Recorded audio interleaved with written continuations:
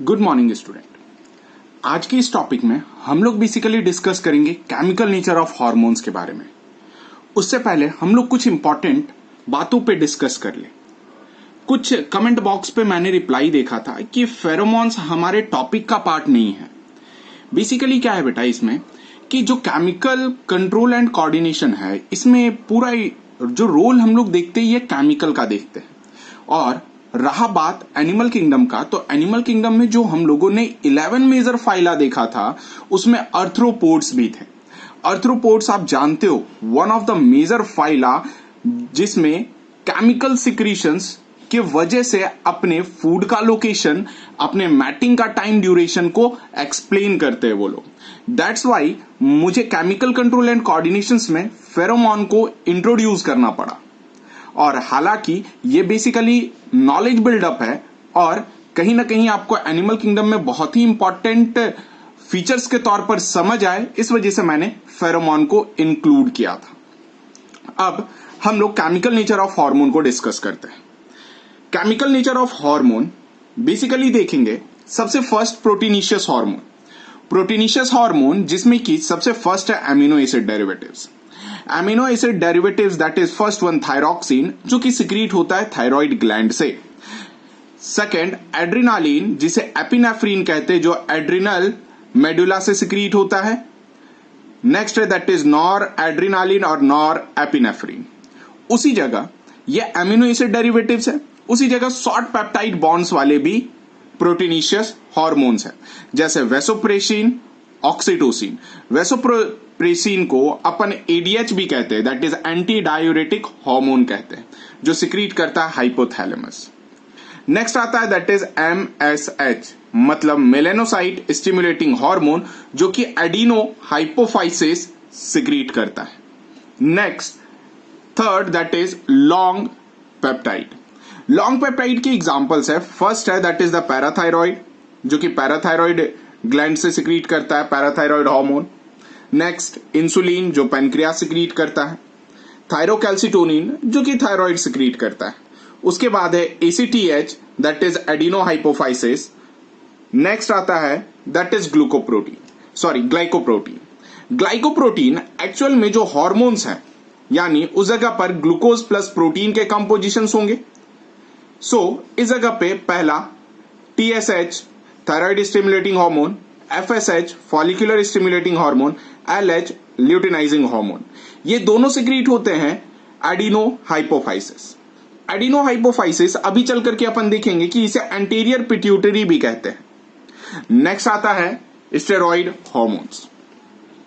Steroid hormones basically जो होते हैं ये 5 होते हैं।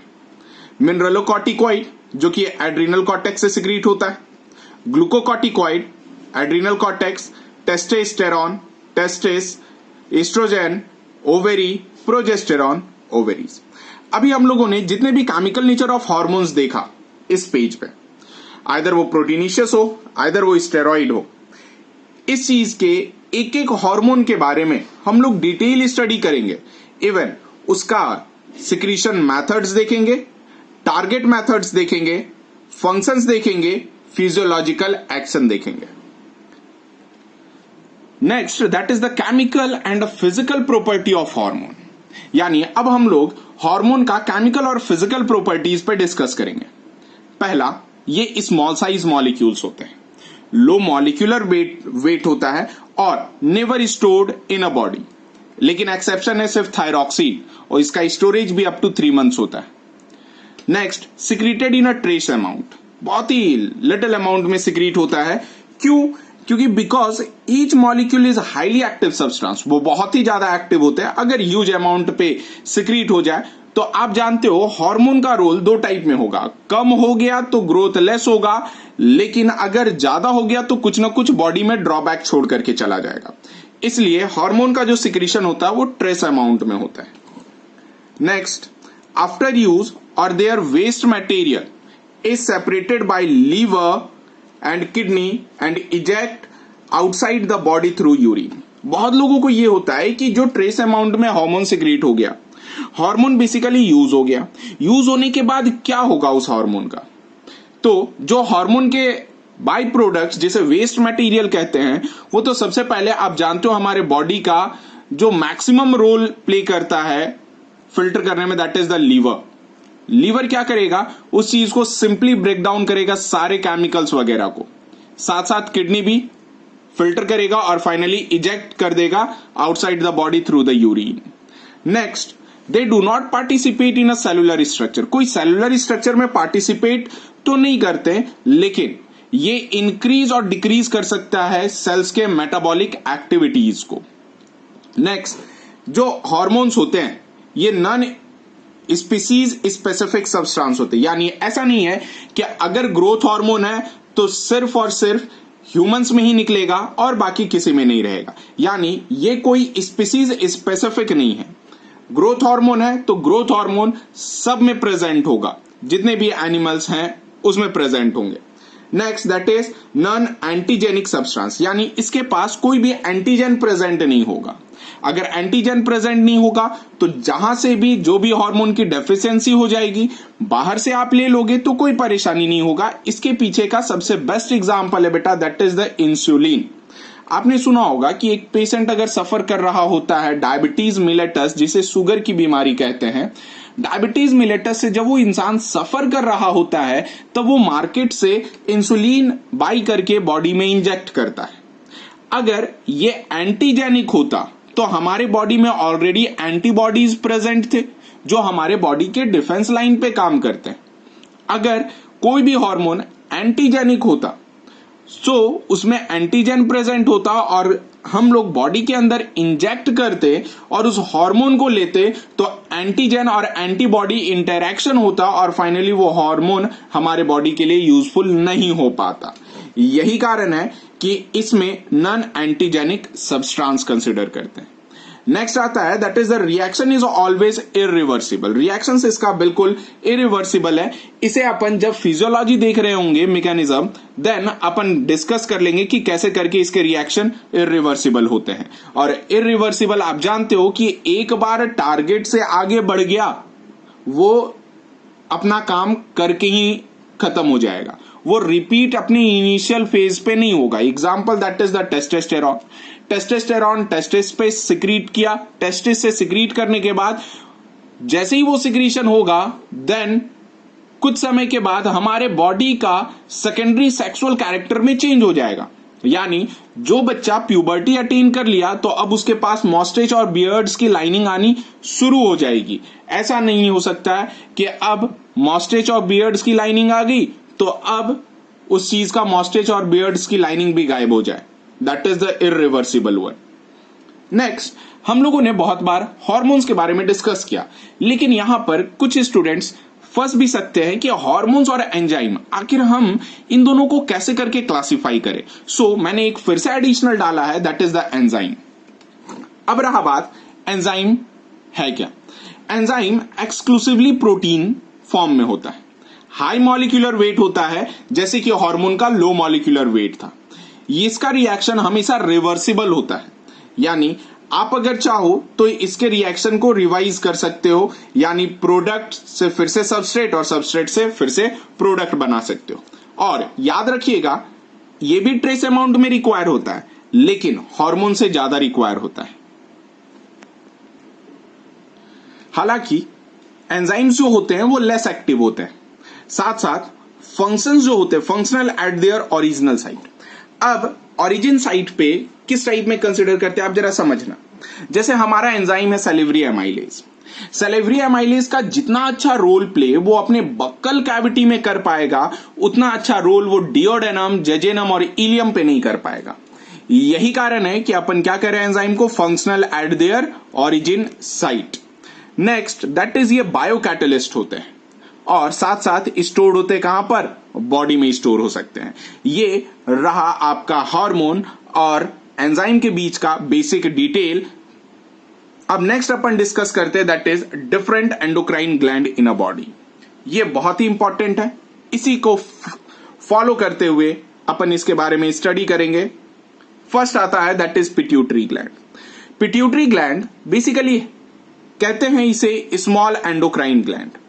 और ये भी कहते हैं कि ये मास्टर ग्लैंड है, यानी दूसरे ग्लैंड्स को भी कंट्रोल करता है। That's why it is commonly known as the master gland. Next आता है that is the pineal gland. Pineal gland puberty के टाइम पर अप टू 14 ईयर्स एज पे जाते जाते ये क्या हो जाता है, डिस्ट्रॉय हो जाता है, जो हमारे बॉडी का डायरनल साइकिल्स वगैरह डायरनल साइकिल को रेगुलेट करने में मदद करता है। नेक्स्ट आता है that is thyroid gland. Thyroid gland largest endocrine gland है और सबसे फेमस है, क्योंकि थायराइड, थायरॉक्सिन का आपने नाम सुना होगा, और थायराइड की परेशानी ओल्ड एज फीमेल्स और मेल में आपने देखा होगा, जो लीड करता है ओबेसिटीज और बॉडी साइज में इंक्रीमेंट ला देता है। नेक्स्ट दैट पैराथायरॉइड ग्लैंड, ये 4 इन नंबर होता है, प्रेजेंट थायराइड ग्लैंड्स में होता है। नेक्स्ट आता है that is the thymus gland. Thymus के बाद एड्रिनल ग्लैंड। एड्रिनल ग्लैंड ये आपके किडनी के रीजन में प्रेजेंट होता है, जिसमें कि 2 चीज पाए जाते हैं, एक कॉर्टेक्स, दूसरा मेडुला। कॉर्टेक्स से अलग हार्मोन, मेडुला से अलग हार्मोन, हम लोग आगे डिस्कस कर लेंगे। पेनक्रियाज। पेनक्रियाज इसके बारे में हम लोगों ने ऑलरेडी डिस्कस किया था। एक that is the islets of Langerhans, जिसमें डिफरेंट काइंड्स ऑफ सेल्स इसी जगह अपन ऑब्जर्व करेंगे और ये देखेंगे कि जो मिक्स्ड ग्लैंड है, यानी मिक्सोक्राइन इसे कहते हैं, ये एंडोक्राइन भी है, साथ साथ एक्सोक्राइन भी है, हार्मोन भी सिक्रीट करता है प्लस एंजाइम भी सिक्रीट करता है। एंजाइम के रोल हम लोगों ने ऑलरेडी डाइजेशन एंड एब्जॉर्प्शन में देख लिया। अब इस चैप्टर में हमें सिर्फ वो सारे इसके हार्मोन्स के बारे में डिस्कस करना है जो हमारे बॉडी के मेटाबॉलिज्म में रोल प्ले करता है, जैसे हो गया insulin, somatostatin, pancreatic polypeptide and so on. Next आता है दैट इज ओवेरीज। ओवेरी आप जानते हो दैट इज ये फीमेल रिप्रोडक्टिव पार्ट है, जिसमें कि ओवम का फॉर्मेशन एंड सिक्रीशन रेस्पॉन्सिबल होता है। Next testis. टेस्टिस ये बेसिकली मेल पार्ट है। मेल पार्ट होने की वजह से ये बेसिकली सिक्रीट करता है क्या चीज, टेस्टोस्टेरॉन, साथ साथ स्पर्म भी। अब टेस्टोस्टेरॉन इंपॉर्टेंट रोल प्ले करता है, जो कि हमारे बॉडी का सेकेंडरी सेक्सुअल कैरेक्टर को चेंज करता है। यानी एक बिलो 11 ईयर के मेल चाइल्ड को देख लो और एक 14 ईयर्स के मेल चाइल्ड को देख लो, तो उसमें जो सेकेंडरी सेक्सुअल कैरेक्टर जो प्यूबर्टी के बाद अटेंड होता है, जैसे कि मॉस्टेच और बियर्ड्स की लाइनिंग, प्लस शोल्डर ब्रॉड हो जाना, वोकल टोन पिच नीचे हो जाना, प्लस लो पिच वॉइस, ये लो पिच वॉइस कंसिडर करते हैं, प्लस इसके बाद उनकी जो एडम्स एप्पल होती है वो धीरे धीरे ग्रो करना शुरू करता है। Next that is hypothalamus. Hypothalamus इस चीज को अपन सिंपल कहते हैं मास्टर ऑफ मास्टर ग्लैंड्स। हालांकि इस जगह पे ये जो रोल है मास्टर ऑफ मास्टर ग्लैंड्स, इसे अपन टॉपिक के रिगार्डिंग समझेंगे कि आखिर ये किस टाइप में अपने न्यूरॉन के हेल्प से ये पिट्यूटरी ग्लैंड को कंट्रोल करता है। Next that is liver, after that lungs, after that kidney, after that GIT. GIT के बारे में भी हम लोगों ने hormone regulations already digestion and absorption में देख लिया था। Next that is placenta. Placenta यहां पर हम लोग थोड़ा सा डिस्कस करेंगे, जो ऑलरेडी हम लोगों ने एनिमल किंगडम में पढ़ा था, एमनियन, कॉरियन और एलेंटॉइस के बारे में। इसी जगह पर प्लासेंटा का इंपॉर्टेंट रोल प्ले करे, ये चेक करेंगे कि आखिर किस टाइप में ये टेम्पररी एंडोक्राइन ग्लैंड के तौर पर क्या होता है, एक्ट करता है। सो अब यहां पर हम लोग फर्स्ट फेज में डिस्कस करते हैं, that is commonly known as what, pituitary gland. ये देखें, पहला पिट्यूटरी ग्लैंड। पिट्यूटरी ग्लैंड की जो ओरिजिन होती है ये एक्टोडर्मल इन ओरिजिन होता है। मैंने पोजीशन के हिसाब से समझाने का कोशिश किया है। आप जरा देखो, ये ब्रेन के रीजन पे प्रेजेंट होता है, बिलो द ब्रेन। और आप जानते हो कि ह्यूमन में दोनों सेरेब्रल हेमिस्फेयर को जोड़ने वाला एक नर्व ट्रैक्ट प्रेजेंट होता है, जिसे कॉर्पस कैलोसम कहते हैं। अब जरा देखो, एक्सटर्नल देखोगे आप तो पहला तो ये फ्रंटल बोन हो गया, और ये जो ब्रेन बॉक्स को लोअर रीजन से फिक्स्ड करता है that is the sphenoid bone. Sphenoid bone में एक डिप्रेशन प्रेजेंट होता है जिसे सेला टर्सिका कहते हैं। इसी जगह पे बेसिकली आपका क्या रहता है, पिट्यूटरी ग्लैंड प्रेजेंट होता है। अब जरा देखेंगे, कॉर्पस कैलोसम के नीचे डायनसेफ्लॉन और डायनसेफ्लॉन के रीजनल पार्ट को हाइपोथैलेमस कहते हैं। इसी जगह पे हाइपोथैलेमिक हार्मोन होता है। यह hypothalamic hormone anterior and posterior pituitary को कंट्रोल करता है। हाइपोथैलेमस और पिट्यूटरी ग्लैंड में बेसिकली एक स्टाक लाइक स्ट्रक्चर होता है जिसे इनफंडीब्यूलम कहते हैं। This is the diagram of the pituitary gland. अब जरा अपन देखेंगे, जो मैंने हैंड डायग्राम बनाया था और ये बेसिकली जो है एक डायग्रामेटिक स्ट्रक्चर है पिट्यूटरी ग्लैंड के बारे में। अब यहां पर हम लोग स्ट्रक्चर को अच्छे तरीके से डिटेल्ड फॉर्म पे देखेंगे। आप जरा इसके एनाटॉमिकल स्ट्रक्चर को देखोगे तो ये आपको बेसिकली किस टाइप में ऑब्जर्व होगा बेटा? पी शेप में ऑब्जर्व होगा। पी शेप में ऑब्जर्व होने के बाद जब इसके डायमीटर को आप ऑब्जर्व करोगे तो डायमीटर नियर अबाउट 1 से लेकर के 1.5 सेंटीमीटर का डायमीटर होता है। अब जरा देखें, जैसे हमने देखा कि ये क्या है, स्फेनॉइड बोन था। स्फेनॉइड बोन में जो डिप्रेशन था, इस डिप्रेशन का नाम क्या था? सेला टर्सिका था। मैं इसी वजह से जितना डायग्राम बन सका पेन से बना दिया, और बाकी डायग्राम जिसमें कि हमें 3 चीज समझना है, हाइपोथैलेमस, पिट्यूटरी ग्लैंड और हाइपोफाइजल पोर्टल सिस्टम, इस वजह से मैं इस डायग्राम को लेकर के एक्सप्लेन कर रहा हूं। अब हम लोग यहां पर डिस्कस करेंगे। पहले तो इसके स्ट्रक्चर पर देख लेंगे। ये रीजन को आप जरा देखो, ये हाइपोथैलेमस है और ये रीजन इनफंडीब्यूलम कहलाता है। यहां पर देखो आप, इनफंडीब्यूलम कहलाता है। अब हाइपोथैलेमस और पिट्यूटरी आपस में जो जुड़े हुए होते हैं, ये हाइपोथैलेमिक न्यूरोसिक्रीटरी सेल से जुड़े हुए होते हैं। न्यूरोसिक्रीटरी सेल्स ऑलरेडी मैंने प्रीवियस लेक्चर्स में पूछा था कि न्यूरोसिक्रीटरी सेल्स कहते किसे हैं? नर्व्स प्लस एंडोक्राइन सिक्रीशन और एंडोक्राइन रोल जो सेल्स परफॉर्म कर सके, उस चीज को अपन न्यूरोसिक्रीटरी सेल्स कहते हैं। अब ये न्यूरोसिक्रीटरी सेल्स एक्चुअल में क्या करेगा? नर्व इंपल्स भी भेजेगा, साथ साथ एंडोक्राइन सिक्रीशंस भी रिलीज करेगा। अब इस जगह पर देखो तो ये आपके नर्व्स लाइक स्ट्रक्चर बने हुए हैं और ये path of releasing and inhibiting the hormone होता है, यानी ये नर्व्स के तौर पर एक्शन को लीड करता है। उसके बाद यहां पर आकर के आप देखो कि ये कैपिलरीज दिख रहा है। कहां पर? इनफंडीब्यूलम के आसपास।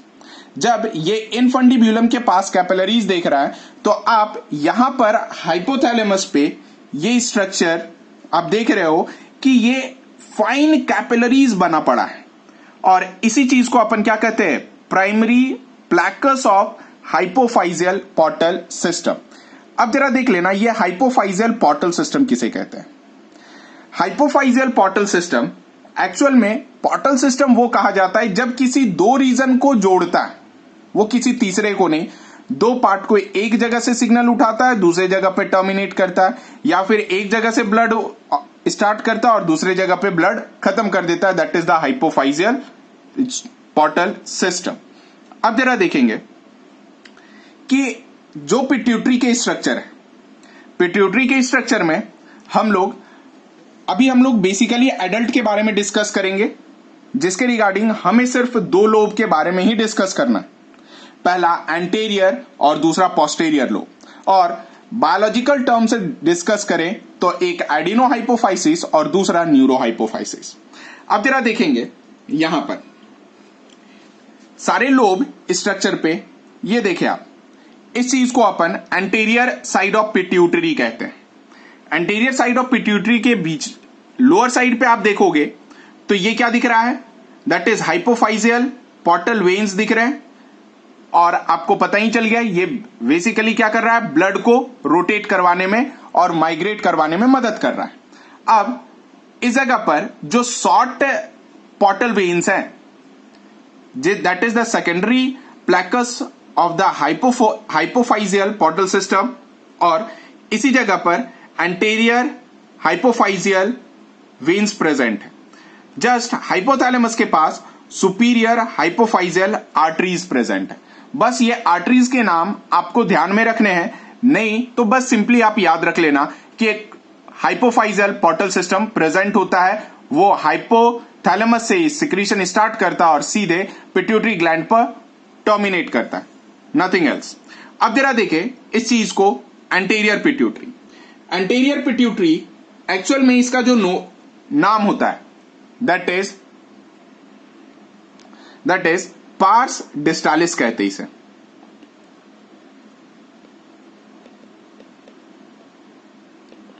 अब जरा आगे देखें कि ये एंटीरियर पिट्यूटरी हो गया। एंटीरियर पिट्यूटरी के बाद अपन जो नेक्स्ट साइड पे आते हैं that is commonly known as the posterior pituitary. अब पोस्टीरियर पिट्यूटरी के पास भी हाइपोफाइजल वेन्स प्रेजेंट होगा, दैट इज इस चीज को अपन क्या कह रहे हैं, that is posterior hypophyseal veins, posterior pituitary, जिस चीज का दूसरा नाम दैट इज पार्स नर्वोसा कहलाता है।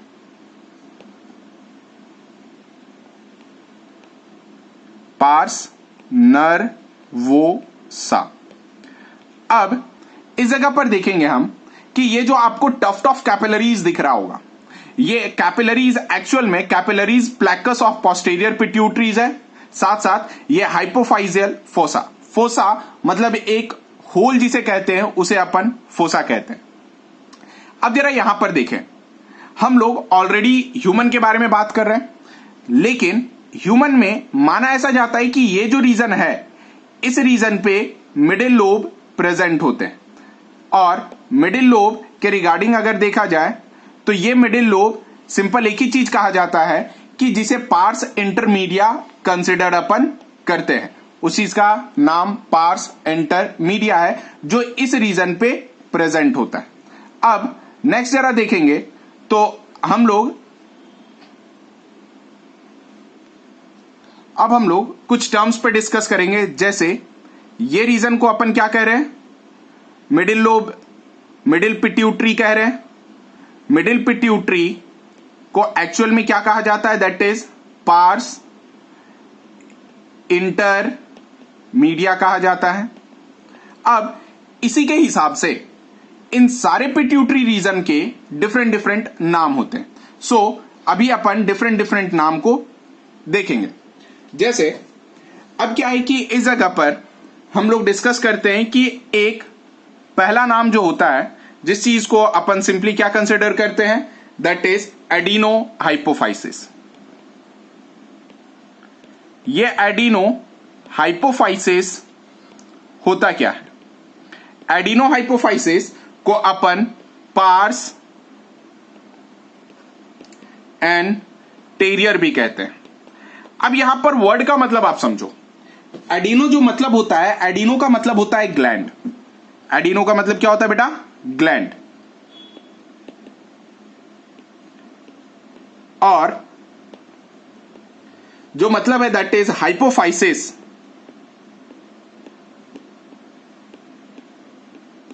हाइपोफाइसिस कहीं ना कहीं एक टर्म बिल्कुल क्लियर है कि ये क्या चीज मतलब होता है इसका, दैट इज अंडर ग्रोथ। अब यहां पर देखेंगे कि जो एंटीरियर लोब दिखाया जा रहा है और जिस चीज को अपन एडिनो हाइपोफाइसिस कह रहे हैं, तो ये एडिनो हाइपोफाइसिस में हमारा क्या क्या प्रेजेंट है। कहा यह जाता है कि एडिनो हाइपोफाइसिस में दो चीज प्रेजेंट होते हैं। दो चीज में क्या, तो सबसे पहला that is anterior pituitary lobe plus middle pituitary lobe कहते हैं। नेक्स्ट, अब ये तो एडिनो हाइपोफाइसिस हो गया। नेक्स्ट सेकंड जो आता है that is commonly known as neurohypophysis. Neurohypophysis का बेसिकली जिस चीज का दूसरा दैट इज पार्स डिस्टालिस कहते हैं, और यहां पर न्यूरो जो टर्म है वो किस चीज के लिए स्टैंड किया है बेटा, न्यूरो जो टर्म स्टैंड किया है नर्व्स के लिए, और हाइपोफाइसिस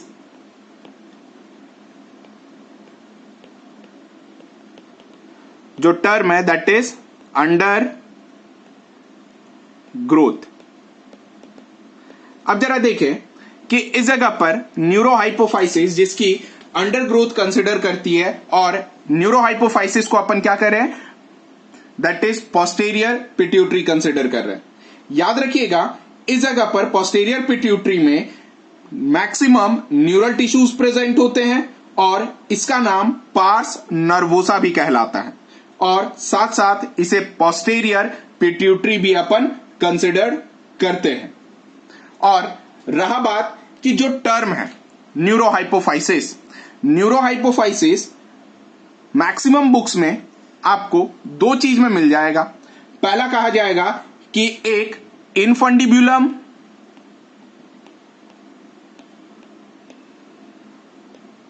प्लस पोस्टेरियर पिट्यूटरी को अपन क्या कहते हैं बेटा, दैट इज न्यूरोहाइपोफाइसिस कहते हैं। लेकिन आप पहले टर्म को अगर एक ऑथेंटिक बुक पढ़ेंगे तो न्यूरोहाइपोफाइसिस सबसे फर्स्ट पोस्टेरियर पिट्यूटरी को स्ट्रेच करता है और समझाता है, उसके बाद जाकर के न्यूरोहाइपोफाइसिस में इनफंडिब्यूलम को ऐड करता है।